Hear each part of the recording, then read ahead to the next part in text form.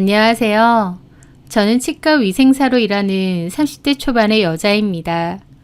저는 아이 하나를 키우며 살고 있는 싱글맘이기도 해요. 아이가 4살이 됐을 무렵 전 남편과는 이혼을 했습니다.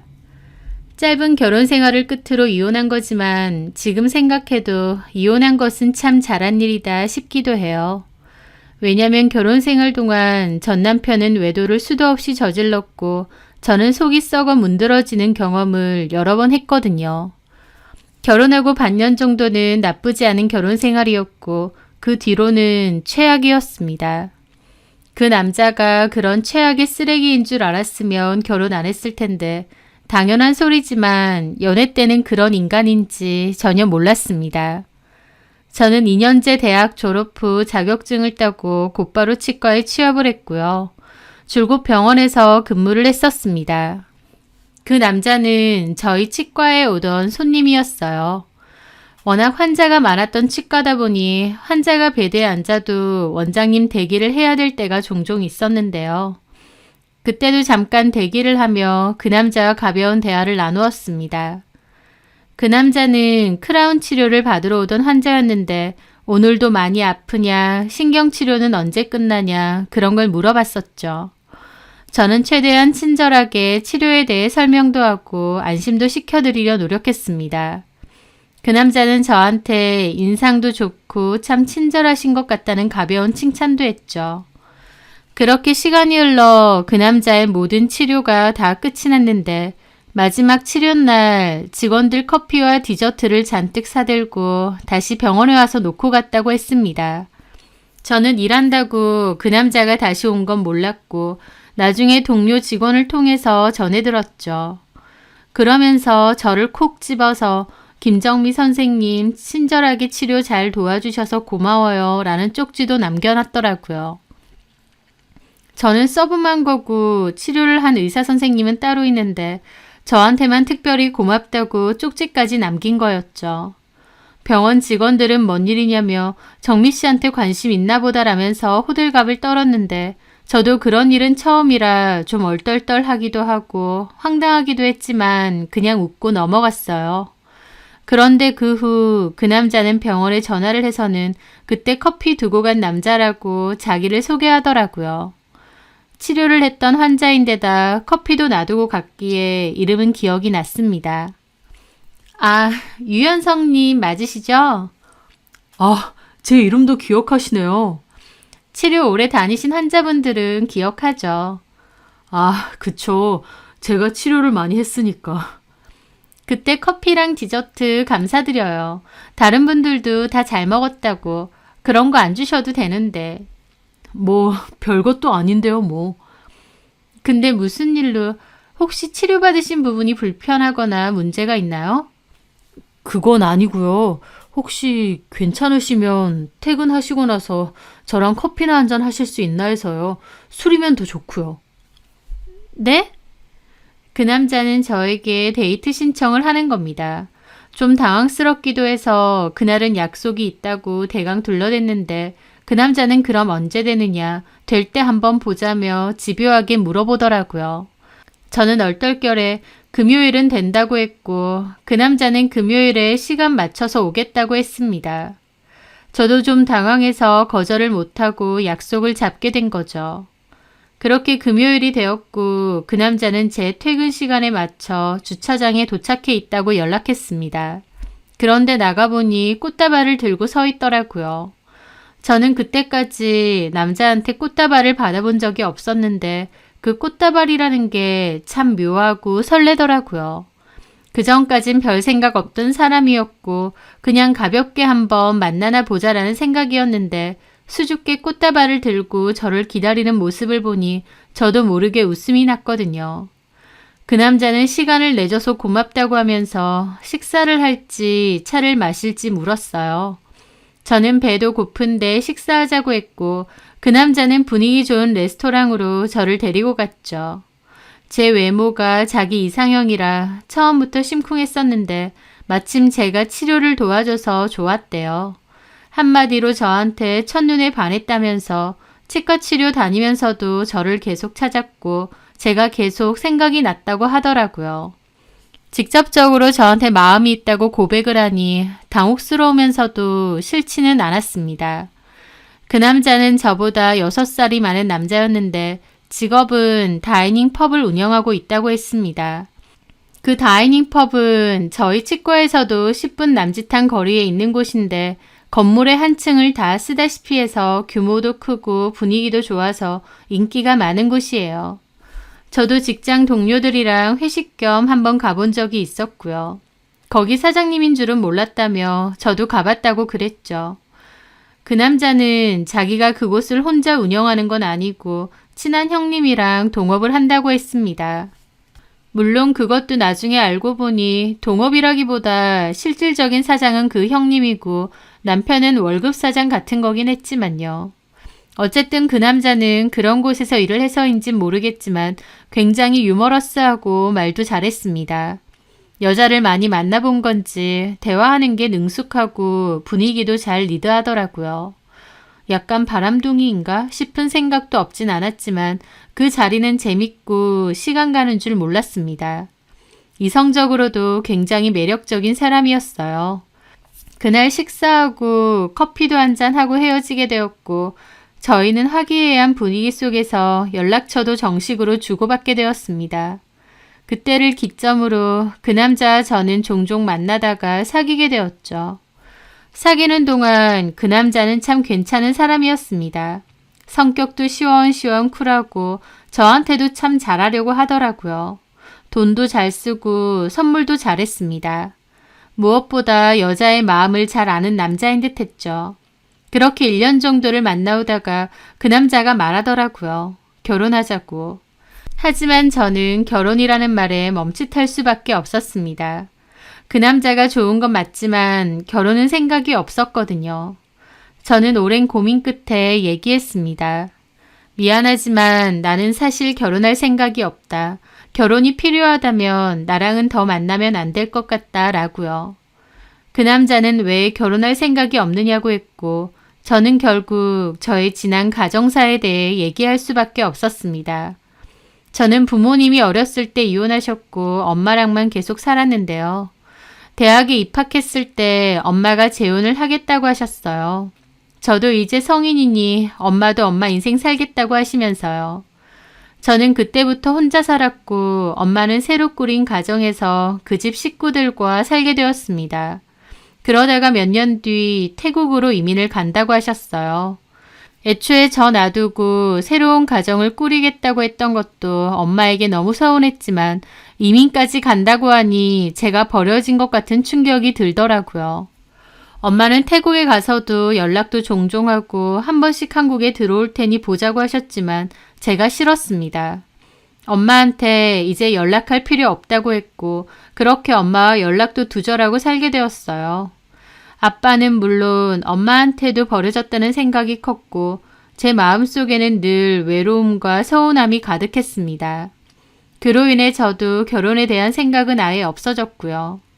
제가 이런 가정사에 대해서 친한 친구 몇 명에겐 얘기했지만 사회생활 시작하고는 한 번도 다른 사람에게 말한 적이 없습니다. 딱히 좋은 얘기도 아니고 괜한 약점처럼 보이기도 싫었거든요. 하지만 그 남자는 제가 사랑했던 남자고 결혼을 거절하는 이유를 설명해야 했기에 제 가정사까지 솔직히 얘기한 거였죠. 제 얘기를 들은 그 남자는 눈시울이 붉어져서 저를 안아주더라고요. 그리고는 그동안 참 많이 외롭고 쓸쓸했겠다며 제가 안쓰럽다고 했습니다. 그리고 자기가 저를 행복하게 해주고 싶다고 하더라고요. 자기랑 가정 잘 꾸려서 행복하게 살자면서요. 그 남자의 말은 고마웠지만 그럼에도 결혼은 하지 않겠다는 제 결심은 변함이 없었어요. 저는 분명히 거절을 했음에도 그 남자는 계속 저에게 결혼하자며 행복하게 해주겠다고 설득했습니다. 오랜 설득 끝에 결국 저도 결혼을 하기로 마음을 바꾸게 되었어요. 단호했던 마음을 바꾸는 게 저한테도 쉬운 건 아니었습니다. 하지만 제 마음 한켠에도 따뜻하고 행복한 가정에 대한 환상이 있었던 것 같아요.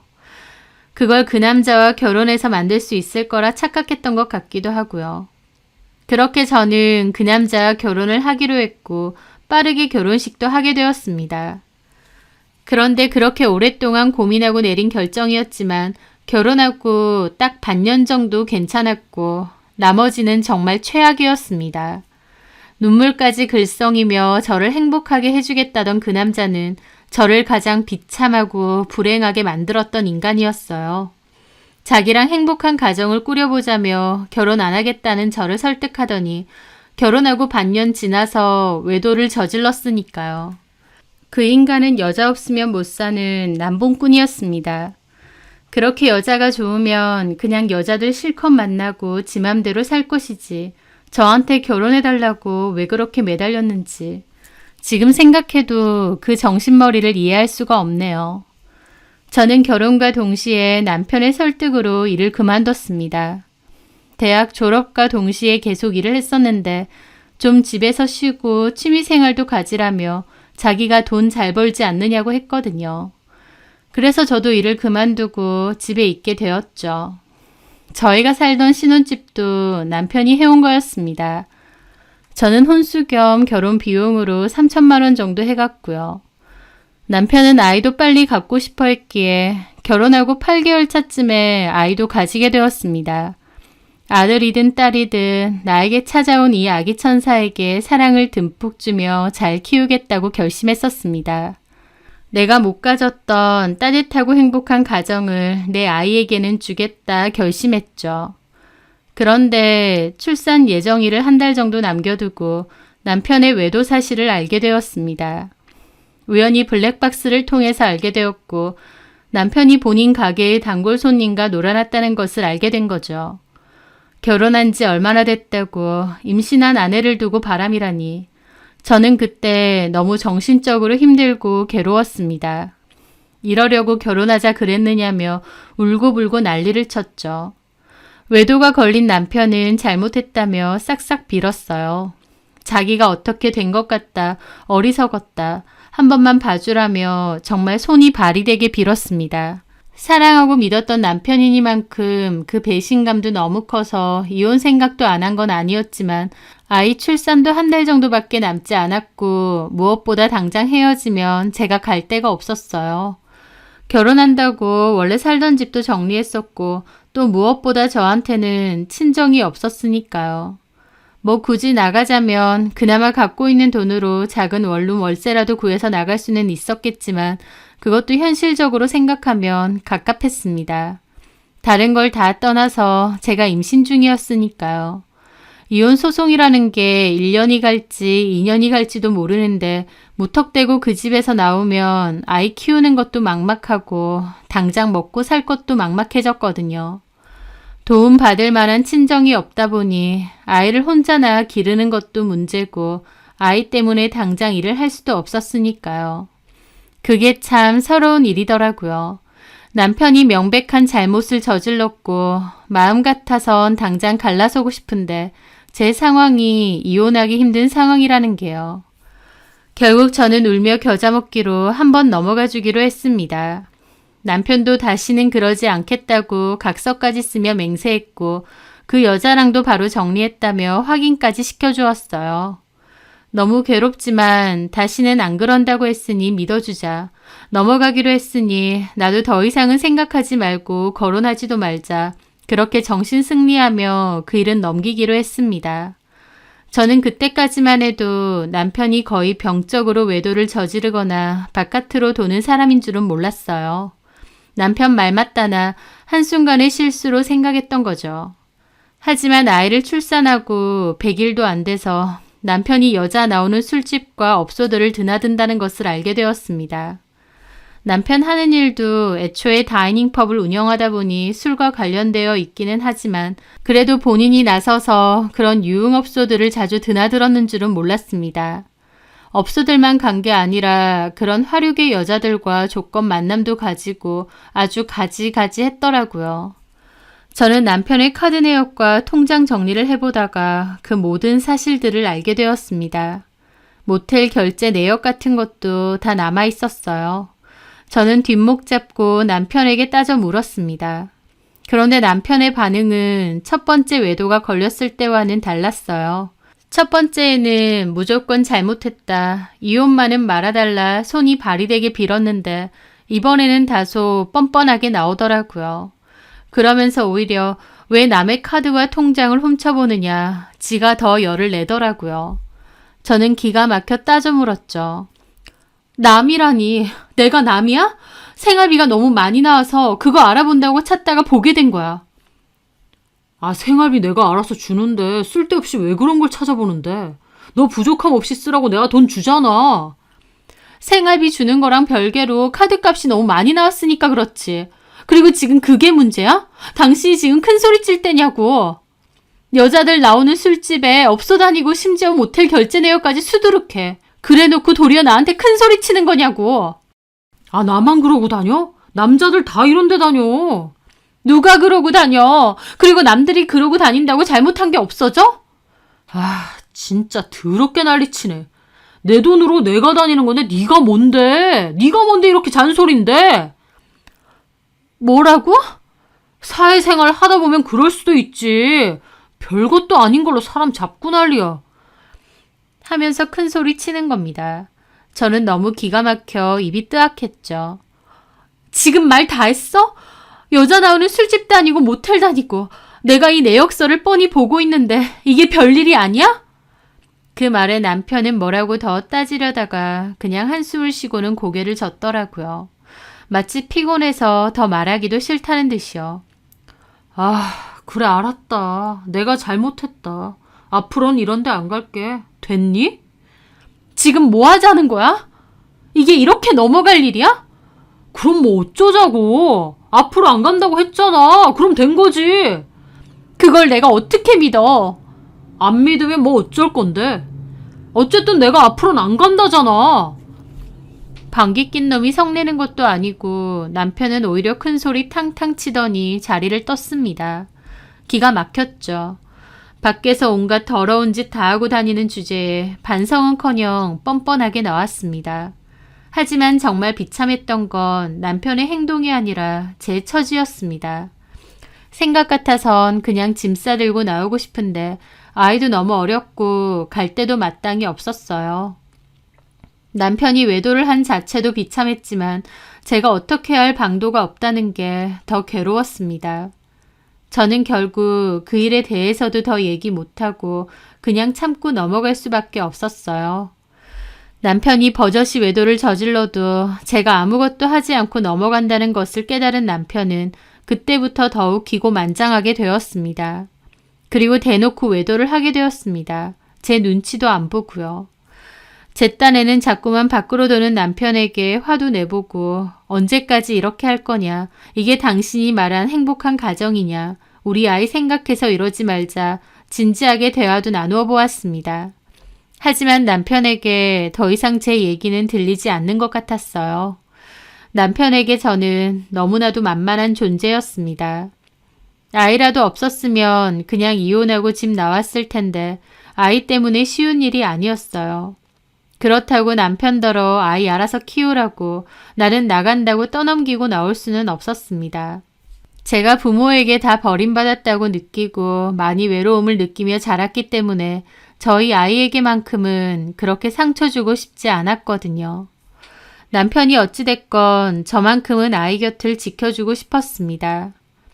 아이는 저의 약점 아닌 약점이 되었고 제가 어쩌지 못한다는 걸 아니까 남편은 더욱 보란듯이 바람을 피우고 밖으로 돌았어요. 제가 아는 것만 해도 외도가 3번은 되니까요. 결혼기간 자체는 4년 정도밖에 안 되는데 그 사이에 저한테 걸린 것만 3번이니까 더 많은 외도를 저지르고 더 많은 여자들을 만났다고 해도 과언이 아니겠죠. 어느 날 저는 오후에 병원 건강검진이 있었고 그날 하루는 남편에게 아이 하원시키고 저 올 때까지 봐달라고 했습니다. 그때 아이는 2돌이 지났을 때고 어린이집에 다니고 있을 때거든요. 남편은 평소에도 육아에 참여하는 일이 거의 없었고 모든 육아와 집안일은 집에 있는 제 전담이었어요. 하지만 남편이 그날은 휴무날이었기에 부탁을 한 것이죠. 남편은 자기도 나가려고 했는데 저 때문에 못 나간다느니 궁시렁거리더라고요. 애초에 제가 병원 검진 가야 되니 그날 하루는 애 봐달라고 진작에 얘기해 놨었는데 막상 당일이 되니 궁시렁거리는 겁니다. 하여튼 그렇게 부탁을 하고 나갔다가 일을 보고 들어왔죠. 집에 돌아오니 아이는 TV를 보고 있고 남편은 소파에 드러누워 폰을 보고 있었습니다. 그런데 안방에 들어가는 순간 묘한 기분이 느껴지더라고요. 누가 있다가 나간 것 같은 말로 할 수 없는 본능적인 찝찝한 기분과 공기가 확 끼쳤다고나 할까요? 저는 설마 하는 기분으로 침대를 들춰보았는데 제 자리에는 기다란 여자 머리카락이 있었습니다.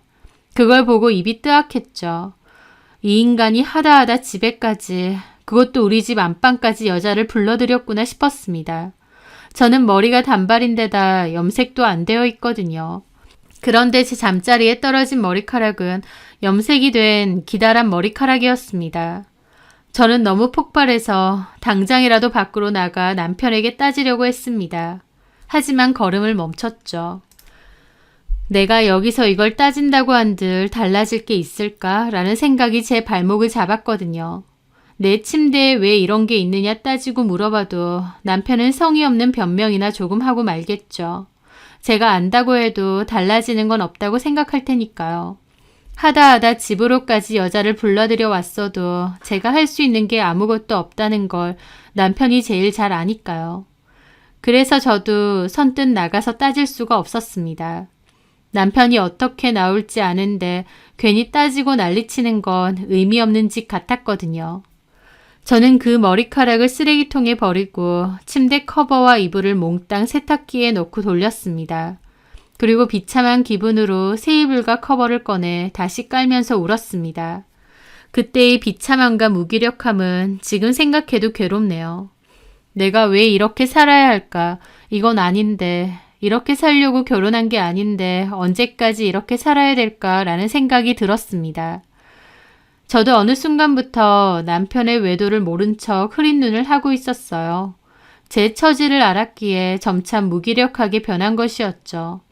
하지만 하다하다 집에까지 내연녀를 불러들이는 남편의 행동을 보며 저도 더 이상 이건 아니다. 죽이 되든 밥이 되든 이렇게는 살 수 없다 결심했습니다. 설령 저희 아이 데리고 월세방 전전하는 한이 있더라도 저 인간하고 같이 살지는 않을 거다. 보란듯이 갈라설 거다. 이를 악물게 되었어요. 저는 오히려 그런 일을 겪고 나니 침착해졌습니다.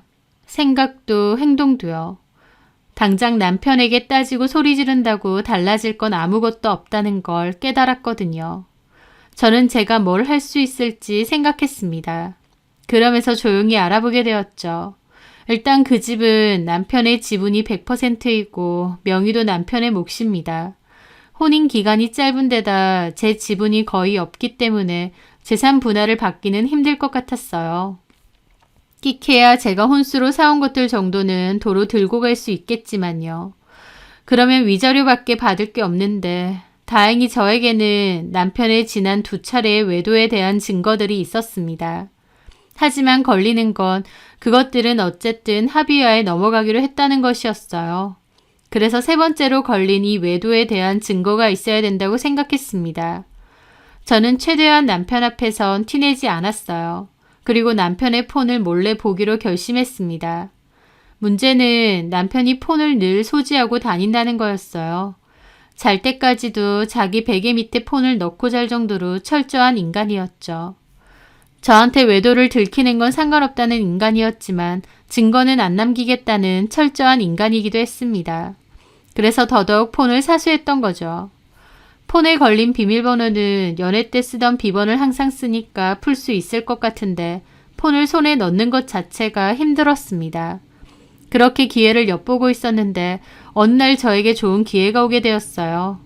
화장실에 들어갔는데 남편의 폰이 떡하니 있는 겁니다. 남편은 평소에도 화장실에 폰을 들고 가는 습관이 있는데요. 그날은 깜빡했는지 폰을 화장실 위에 올려두고 나간 겁니다.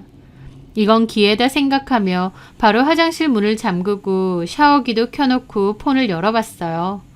비밀번호는 역시 제 예상대로 원래 쓰던 거더라고요. 그렇게 카톡부터 뒤져봤는데 남편 놈은 여전히 여자 나오는 술집도 주구장창 다니는 듯 했습니다. 그런 술집 여자들하고 연락도 따로 주고받는 듯 했고요.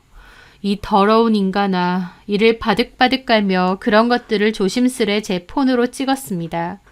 그러다가 알게 된 게 한 여자였습니다. 남편이 진아라고 부르는 여자였는데 남편이 요즘 만나고 있는 내연녀인 듯 했습니다. 그 여자의 프로필 사진을 눌러보니 긴 염색머리더군요. 아니나 다를까 대화 내용에 집에 잠깐 놀러와라, 와이프 없다 그런 얘기도 있었습니다. 그 여자도 제정신이 아닌 것 같았죠. 게다가 가만 보니 그 여자가 지 남편에 대한 얘기도 많이 하더라고요. 그 여자도 유부녀였던 거죠. 남편이 눈치챈 거 아니야? 눈치채면 가만 안 있어. 지는 그러고 다녀도 내가 그런 거 알면 뒤집어질 인간이야. 고깃집 사장님이 뒤집어져 봤자지. 우리 신랑 무서워. 덩치도 마동석이야. 고기 먹고 살망 뒤룩뒤룩 찐 거 아니고? 진짜 자기 실제로 보면 무서워서 얼어붙을걸? 야, 사람을 뭘로 보고. 나도 싸움 잘해. 아, 그래? 여자만 잘 후리고 다니는 줄 알았는데 싸움도 잘하셔? 후리긴 누가 후리냐? 우리 진아마만 후리지. 웃긴다 진짜. 진아야, 다음 주 화요일 저녁에 대감집 갈래? 거기 한정식 먹고 싶다. 좋지. 오빠가 룸 예약해. 오케이. 갔다가 바로 MT 고? 그러든가. MT는 모텔을 뜻하는 듯 했습니다. 아주 연병 브루스를 떨고 있네. 욕지거리가 나오더라고요. 그 집 남편 얘기뿐만 아니라 제 얘기도 많았습니다. 집에 잠깐 놀러와. 와이프 오늘 늦게 오거든. 애는? 애는 5시에 데리러 가면 되고. 와이프한테 걸리면 어쩌려고. 걸려도 돼. 걸리면 지가 어쩔 거야. 이혼도 못해. 걔 어디 갈 데도 없어. 친정도 없고. 친정이 왜 없어? 고아야? 고아나 다름없어. 걔네 부모 이혼하고 아빠는 연락 두절해. 엄마는 살림 차려서 다른 나라 갔거든. 대박이네. 니네 와이프도. 지가 나랑 헤어진다 한들 어딜 가겠냐? 쥐뿔도 없고. 또 애 때문에라도 어디 못 가. 애 생각은 또 눈물겹게 한다. 지가 고아라서 그런지. 저는 부들부들 떨며 그 모든 대화들도 다 캡처했죠. 이것들이 사람인가 싶었습니다. 저는 빠짐없이 그 모든 대화들을 다 찍었고 더불어 남편이 은밀한 대화를 했던 그 술집 여자들에 대한 것도 다 찍어두었습니다. 그런데 갑자기 남편이 문을 두드리더라고요. 내 폰 거기 있지? 저는 샤워하는 척하면서 말했습니다. 나 머리 감고 있어. 일단 내 폰부터 줘. 머리 감고 있는데 어떻게 그래. 잠깐만 기다려. 내 폰부터 주고 가보라고. 남편은 똥줄이 타는 듯 밖에서 소리 지르더라고요. 저는 그러든가 말든가 밖에서 기다리라고 하고 여유롭게 샤워도 시작했습니다. 그랬더니 기어코 남편은 잠금 방지 구멍을 찔러 넣어서 문을 확 열더라고요. 뭐 하는 거야? 샤워하고 있다는데. 문만 열어주고 샤워하면 되잖아. 진짜 어지간히 답답하네. 하면서 폰을 챙겨 나가더라고요. 저는 이 인간아, 내가 증거 이미 다 확보했다 속으로 생각했죠. 저는 그걸 들고 변호사 사무실로 향했고 상담도 받았습니다. 진아라는 그 여자와 가장 직접적인 불륜 관계를 이어나가기도 했지만 그 외에 업소 여자들하고도 외도 사실에 대한 증거가 있기 때문에 최대한 할 수 있는 소송은 다 걸기로 했습니다. 그리고 또 한 가지, 저는 이 사실을 그 진아라는 여자의 남편에게도 알리겠다 마음을 먹었습니다. 남편과 그 여자의 대화에서 그 여자 남편이 운영하는 고깃집 상호도 알게 되었는데요. 저는 여기 찾아가서 그 남편한테도 다 알리려고 했습니다. 혼자 가기엔 좀 떨려서 저한테는 거의 친자매나 다름없는 친한 친구에게 부탁을 했어요. 친구는 제 불행한 결혼 생활에 대해 잘 알고 있고 언제든 도와주겠다고 그랬거든요. 제가 같이 가달라고 하니 친구도 알겠다고 했고 둘이서 그 고깃집을 갔습니다. 그 고깃집은 규모가 굉장히 큰 곳이었고 바로 옆에 노래방도 같이 있는 곳이었습니다. 제가 갔을 때는 오픈 준비 중이었습니다. 아직 오픈 안 했는데요. 아, 그게 아니고 여기 사장님 좀 만나 뵈러 왔는데요. 제 말에 직원이 의아해하더라고요. 사장님요? 어떻게 찾아오셨는데요? 꼭 드려야 될 얘기가 있어서요. 지금은 안 계신가 봐요. 사장님은 여기 잘 안 오세요. 업장이 여기만 있는 것도 아니라서 일주일에 한 번 올까 말까? 아, 그러면 혹시 연락처라도 누구신데요? 저는 뭐라고 해야 될지 난감하더라고요. 그러자 친구가 얘기해 주었습니다. 저기 실은 그 사장님 와이프분 일 때문에 왔거든요. 사장님도 꼭 아셔야 되는 일이에요. 사모님 일이요? 네. 직접 연락처 알려주시기 그러면 연락처 놓고 갈 테니까 연락 달라고 말씀은 전해주실 순 있죠? 예, 저는 쪽지 하나를 남겼습니다. 아내분 홍진아 씨에 대해서 드릴 말씀이 있다. 꼭 연락 부탁드린다 라고요. 그렇게 저와 친구는 그 고깃집 사장은 못 만나보고 나왔습니다. 그리고 시간이 흘러 다음 주 화요일이 되었어요. 남편이 그 여자와 저녁 약속을 했던 그날이요. 저희 아이는 친구가 좀 봐주기로 하고 저는 현장을 덮치러 가기로 했습니다. 괜찮겠냐는 친구의 염려가 있었지만 저는 걱정 말라고 했죠. 그렇게 저는 그 시간에 맞춰 그 한정식 집에 가게 되었습니다.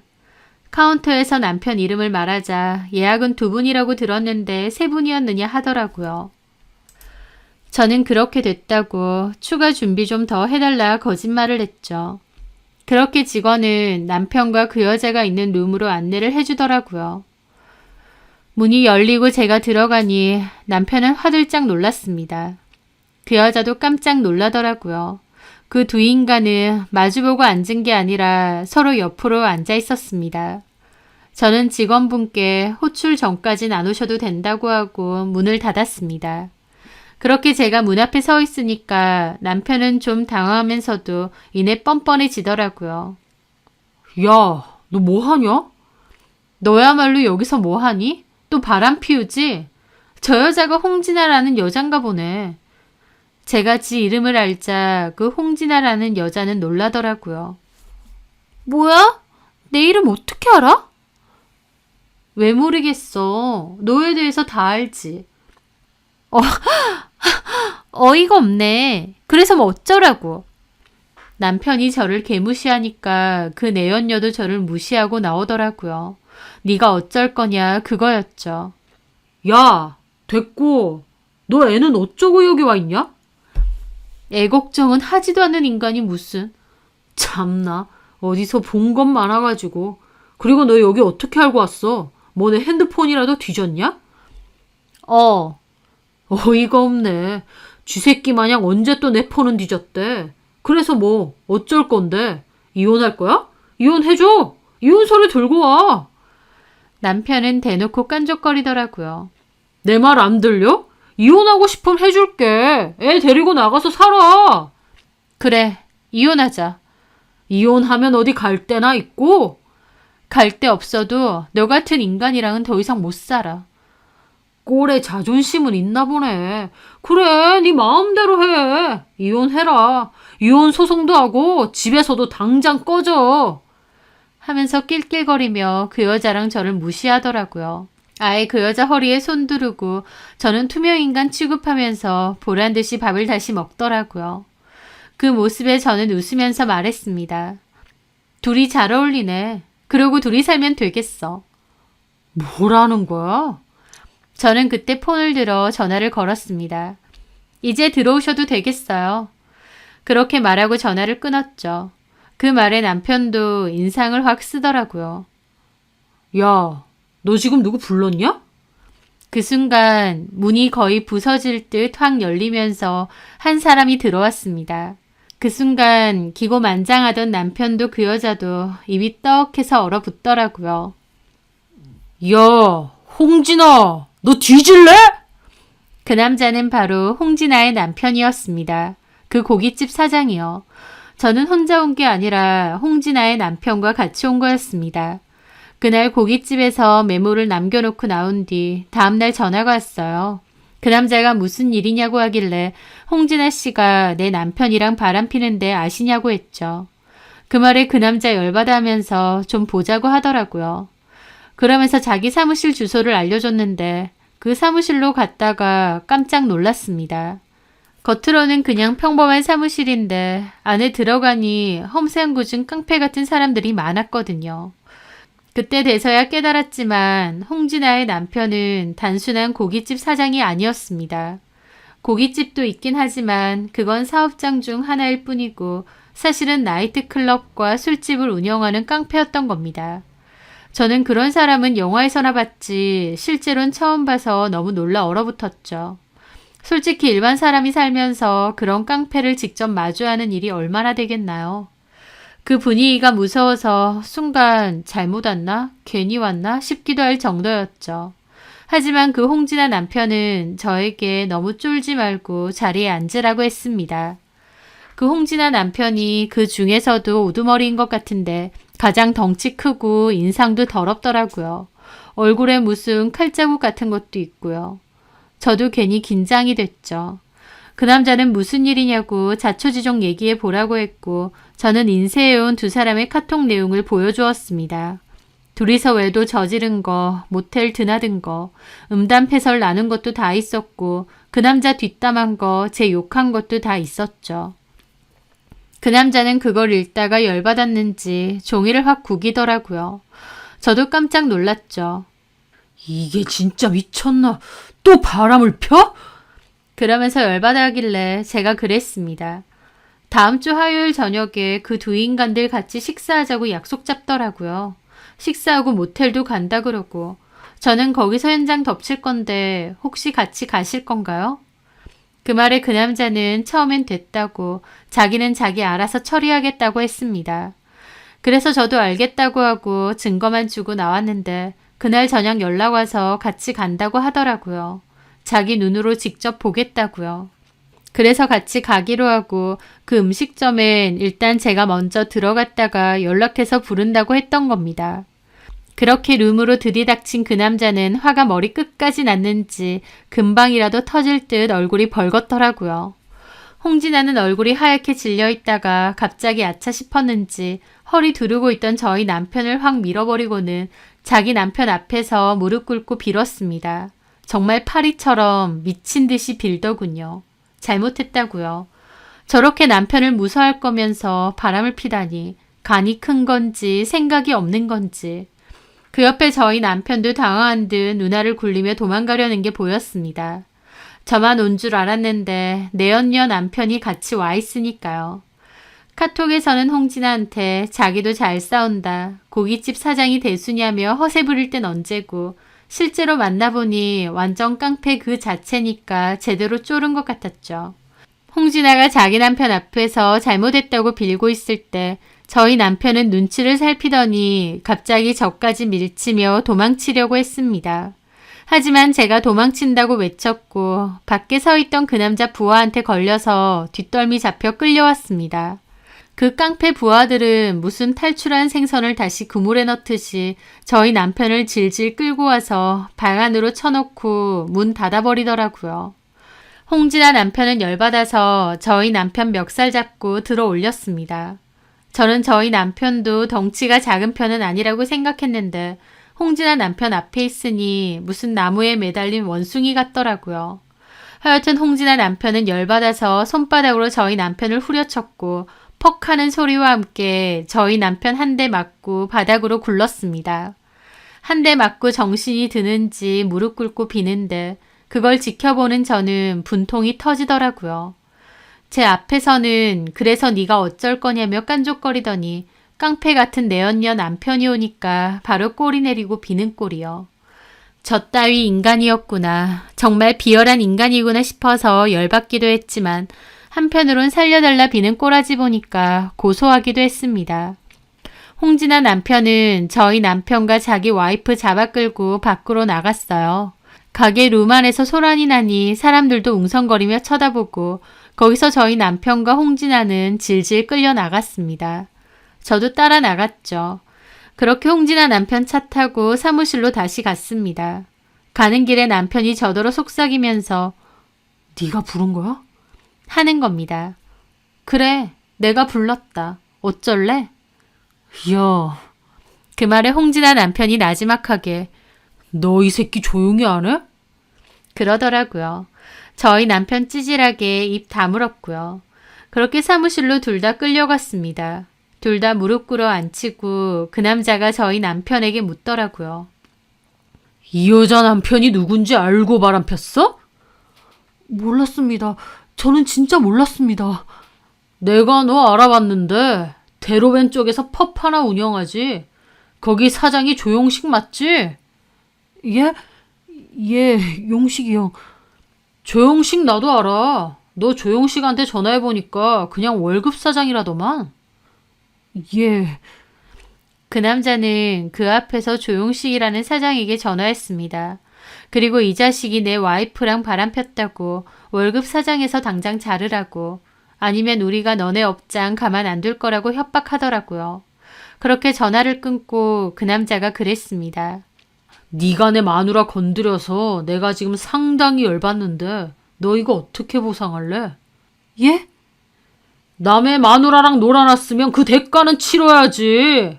너 어디 하나 부러뜨려서 못쓰게 해주고 싶은데 나도 그렇게는 안 할 거고 법의 테두리 안에서 원만하게 해결을 보자. 네 와이프는 변호사 통해서 상간 소송한다는데 나는 그럴 시간도 없고 그건 내 스타일이 아니야. 그러니까 어차피 위자료 받을 거 나는 내 스타일대로 받겠다 그 말이지. 하면서 종이 한 장을 척 내밀었습니다. 저도 옆에서 봤는데 말은 위자료라지만 금액도 엄청나고 못 갚았을 시에 이자도 장난 아니더라고요. 사채도 하나 싶었죠. 이 돈만큼 위자료 내놔. 그러면 돌려보내 줄 테니까. 내가 신사적으로 봐주는 거야. 남편은 울며 겨자 먹기로 알겠다고 하고 사인과 도장도 찍었습니다. 일단 이 상황에서 벗어나고자 하는 것 같았죠. 그리고 이거랑 별개로 내가 존나 열받으니까 너는 몇 대 맞자. 그러고 일어나서 남편을 개패듯이 팼습니다. 저도 지켜보면서 꼬시기도 하면서 저렇게 많이 맞아도 되나 싶을 정도였죠. 그 남자는 위자료 제대로 갚으라고 엄포했고 나가라고 하더라고요. 저희 남편은 얼굴이고 몸이고 다 쥐어 터져서 울면서 절뚝이며 나갔습니다. 저도 그 여자에게 다가갔죠. 홍진아 씨, 상간소송 걸 거니까 그런 줄 아세요. 제 말에 그 여자는 아무 말 안 하고 입술만 꽉 깨물고 있더라고요. 그 모습에 홍진아 남편이 윽박을 했습니다. 야, 사람이 말하면 대답을 해.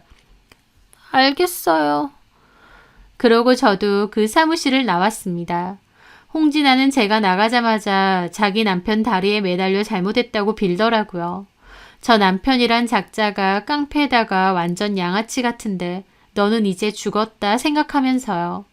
그렇게 사무실을 나온 저는 미리 친구 집으로 짐을 다 옮겨놨어요.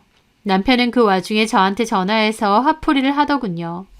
종로에서 뺨 맞고 한강에서 화풀이 한다더니 딱 그 짝이었죠.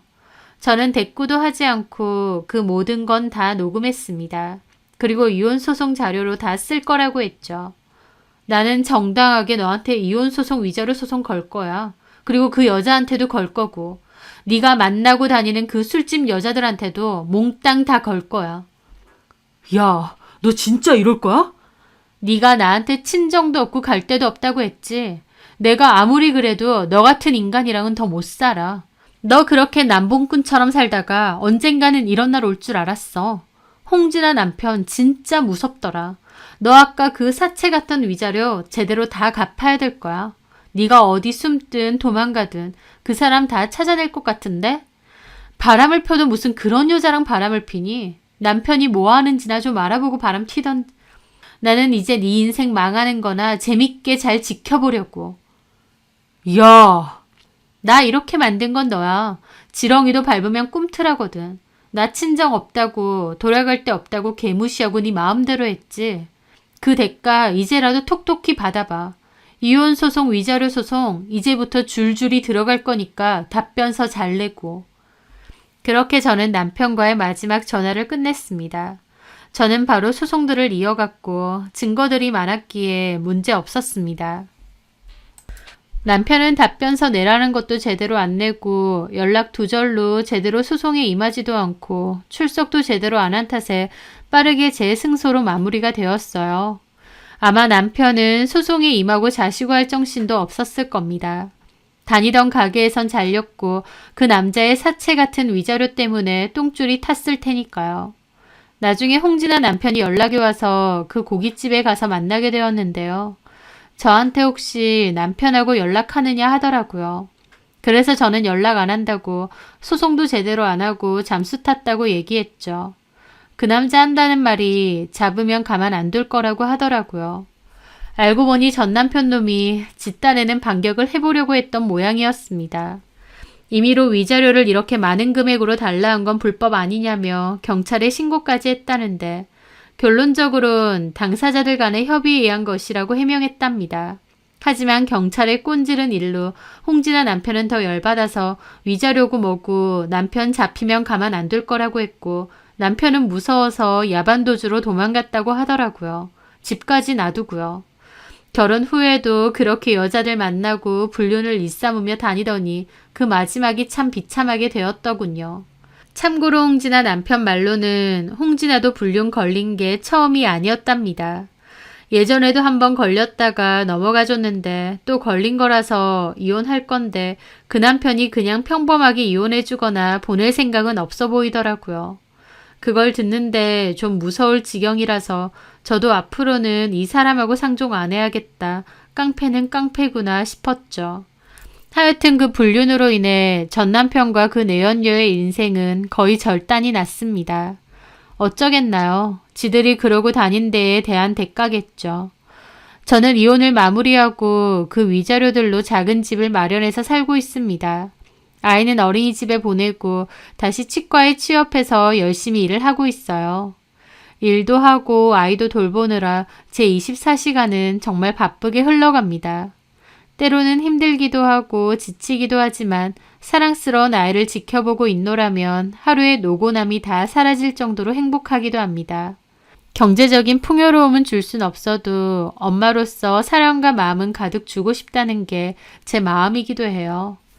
그때 남편의 지속적인 외도 때문에 무기력증에 빠지기도 했는데 그걸 벗어던지고 그곳에서 뛰쳐나온 건 참 잘했다고 생각합니다. 비록 형편은 이번보다 힘들어졌을지언정 제 속이 편하고 당당하니 훨씬 행복하네요. 이혼은 했지만 아이에게는 제가 줄 수 있는 사랑을 듬뿍 주고 밝고 씩씩한 아이로 잘 키워보려 합니다. 제 사연 들어주셔서 감사합니다.